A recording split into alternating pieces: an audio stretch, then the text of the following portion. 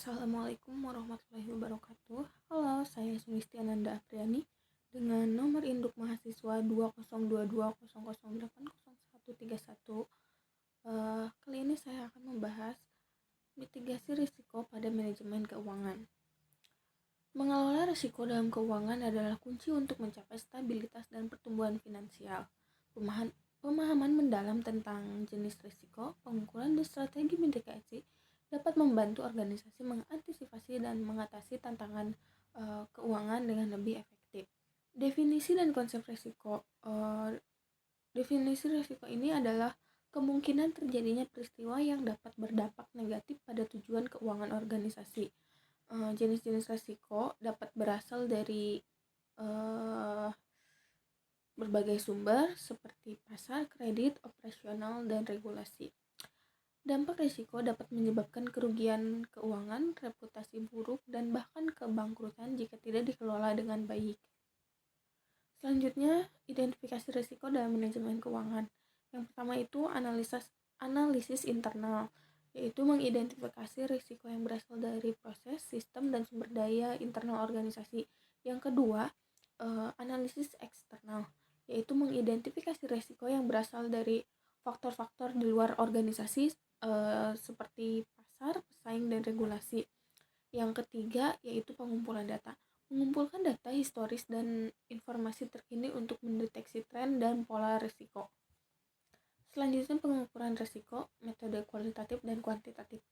Metode kualitatif yaitu penilaian subjektif berdasarkan pengalaman dan analisis expert seperti analisis SWOT dan penilaian risiko.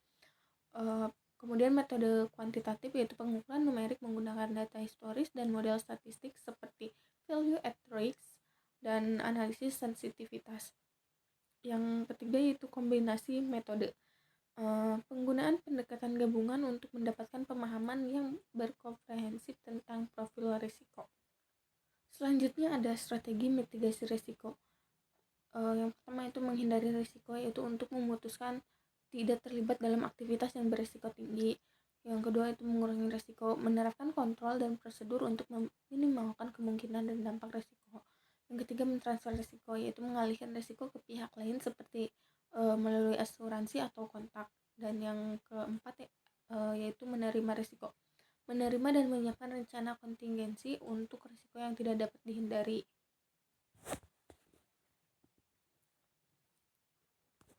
Selanjutnya